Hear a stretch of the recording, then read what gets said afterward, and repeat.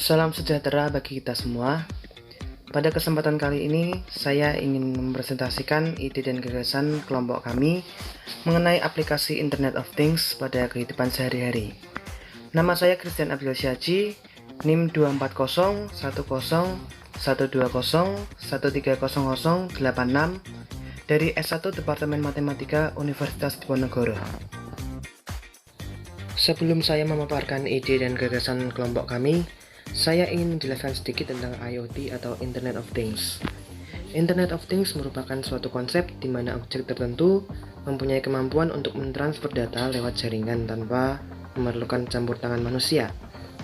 Pelaksanaan IoT ini melibatkan Artificial Intelligence atau AI untuk pelaksanaan proses automasi, konektivitas internet sebagai perantara penyaluran perintah dan data, sensor untuk alat pengambil input data, dan perangkat-perangkat lainnya.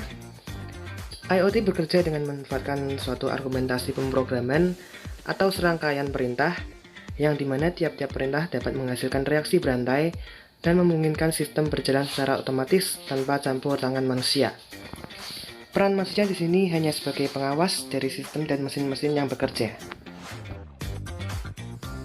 Berdasarkan hasil diskusi dari kelompok kami mendapatkan ide IoT dalam kehidupan sehari-hari berupa Smart Household. Smart Household adalah suatu sistem yang dapat mempermudah kehidupan berumah tangga atau berkeluarga. Apa saja yang dilakukan oleh sistem Smart Household ini? Smart Household ini merupakan suatu program untuk mengoptimalkan pengeluaran yang dibutuhkan untuk keperluan keluarga setiap bulan. Dalam hal ini terdapat interaksi otomatis antara gawai, router, dan sistem yang terdapat pada pasar atau supermarket. Sistem Smart Household ini dapat mengatur dan mengawasi persediaan bulanan di rumah, dapat mengoptimalkan penggunaan energi yang ada di rumah, dan dapat mengurangi pengeluaran rumah tangga bulanan. Nah, bagaimanakah sistem Smart Household ini dapat bekerja? Jadi, cara kerja sistem Smart Household ini pertama-tama melalui aplikasi, pengguna akan memasukkan input data yang diperlukan, seperti uang belanja tiap bulan, barang-barang belanja bulanan, rata-rata jumlah pengeluaran bulanan yang lain seperti tagihan listrik, air, dan wifi, dan juga data-data pribadi dari pengguna. Sistem akan memantau penggunaan persediaan rumah tangga melalui perintah perhitungan rata-rata pemakaian per hari. Dengan sensor yang terdapat pada tempat penyimpanan seperti kulkas atau box penyimpanan, sistem dapat memantau persediaan yang tersisa di rumah. Jika persediaan rumah menipis atau jika sudah mendekati masa akhir bulan, sistem secara otomatis akan membuat pesanan belanja sesuai dengan input yang telah dimasukkan.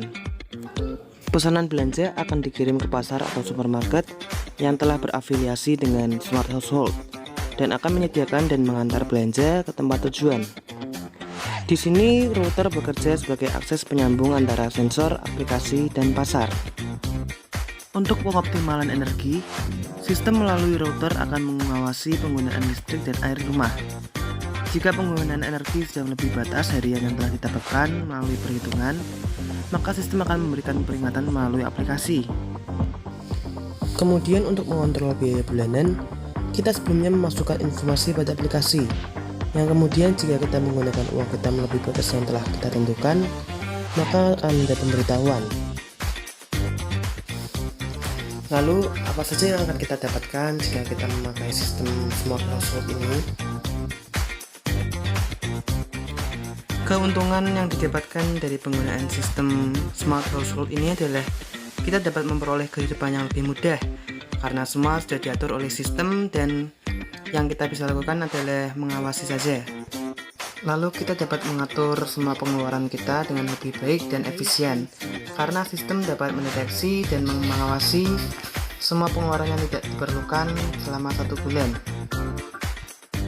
Lalu yang ketiga, kita dapat meminimalisir kontak dengan orang lain, apalagi di saat era pandemi saat ini di mana kontak fisik adalah sesuatu yang tidak disarankan.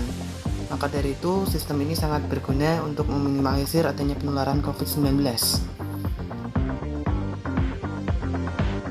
Sekian dari presentasi saya. Mohon maaf bila ada kesalahan yang baik sengaja atau tidak disengaja. dalam penyampaian presentasi saya kali ini. Atas perhatiannya saya ucapkan terima kasih dan sampai jumpa.